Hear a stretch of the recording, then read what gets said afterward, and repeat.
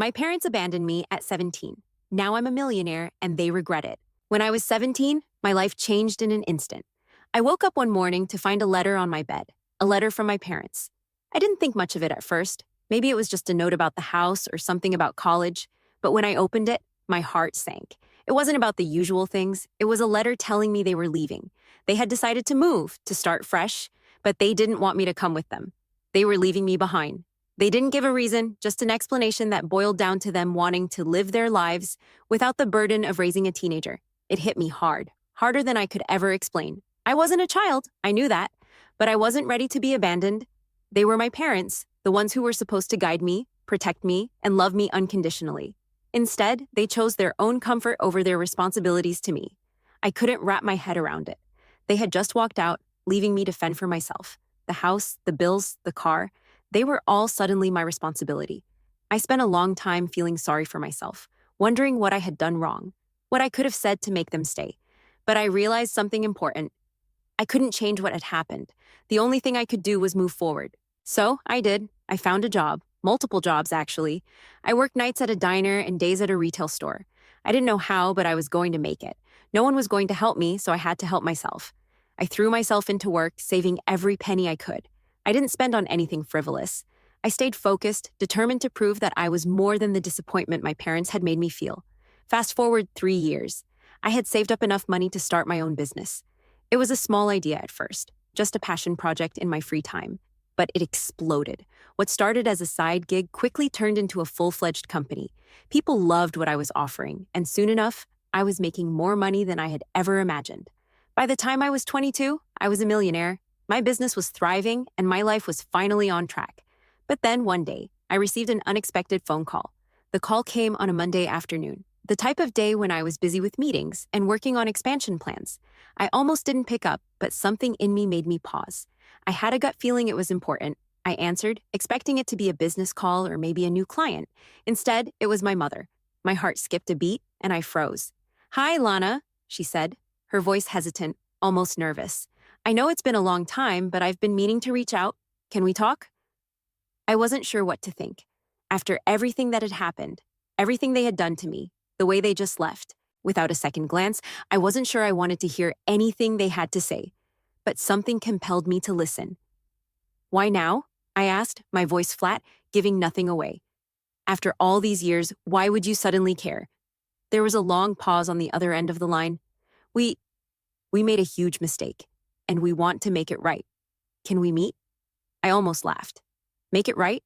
After abandoning me, after everything I had been through on my own, they thought a simple meeting could fix things.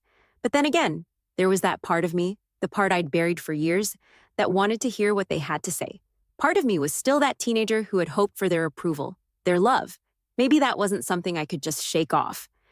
I agreed to meet. They suggested a coffee shop downtown. I agreed to the place, but I wasn't sure I was ready for this meeting. I had so much anger bottled up inside me, and I wasn't sure if I could keep it together long enough to even hear them out.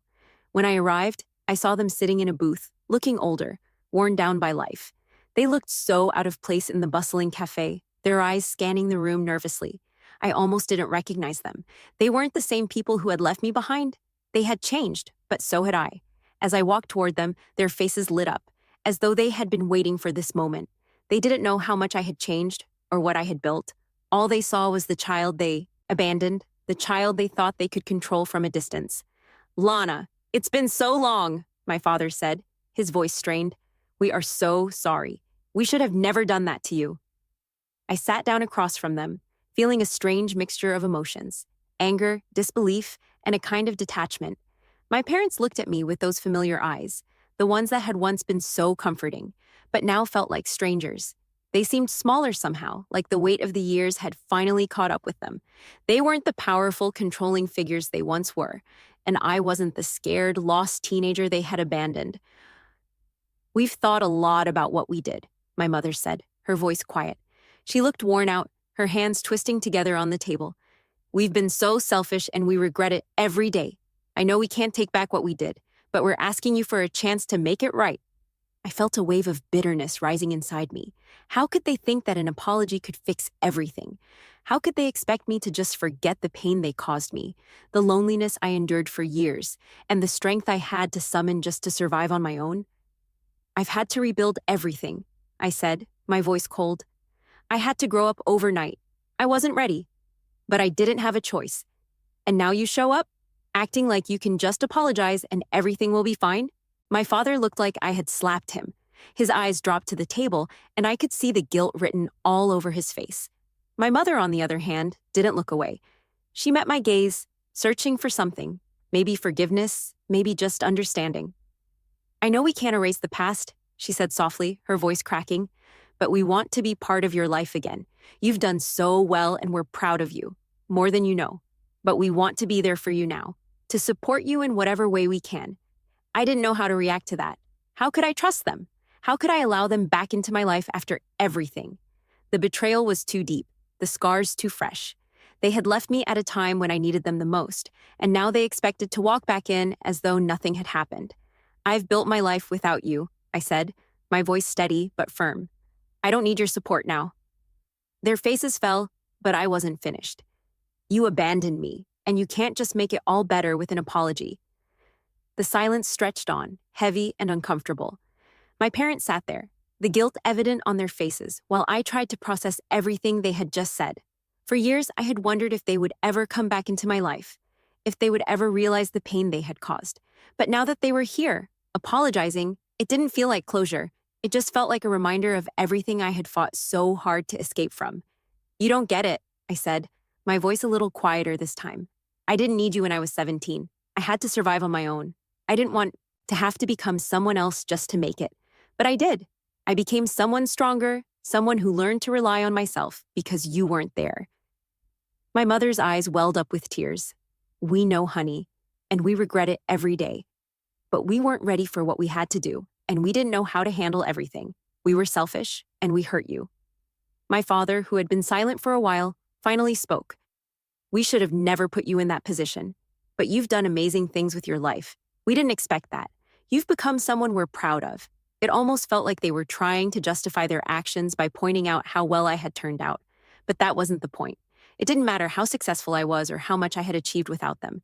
What mattered was the years of neglect, the time they had taken from me. Those years were lost, and no amount of success could fill that void. I'm not the same person I was when you left, I said, the anger returning to my voice. I can't just go back to being your child. You can't just walk back into my life like you're entitled to it. I've worked too hard to get here. They were quiet for a long time, but I could see they were struggling with the weight of their actions. My mother's face crumpled as she whispered, We don't expect you to go back to being who you were. We just want a chance to make things right if you'll let us. I took a deep breath. Could I give them that chance? Could I let them back in after everything? The room was still filled with the weight of the moment. I could see the regret on their faces, but regret alone couldn't undo the damage. For all their tears and apologies, the years of abandonment couldn't just vanish. They had chosen to walk away when I needed them most. And now, as they sat across from me, it felt like they were asking me to forget that pain. But I wasn't sure if I could. Could I forgive them? Could I allow them back into my life after everything they had done? I've had to fight for every bit of success I have, I said quietly, my voice steady but with a tinge of pain.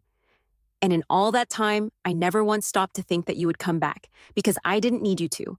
I learned how to rely on myself. I've built my life alone. My mother's voice broke as she replied, We're so sorry. We never wanted to hurt you, Lana. I wish we could take back all the years we lost. It was hard to look at her. The woman who had once been the center of my world was now just a shadow of that person. She wasn't the same woman who had abandoned me. This one seemed more fragile, more regretful.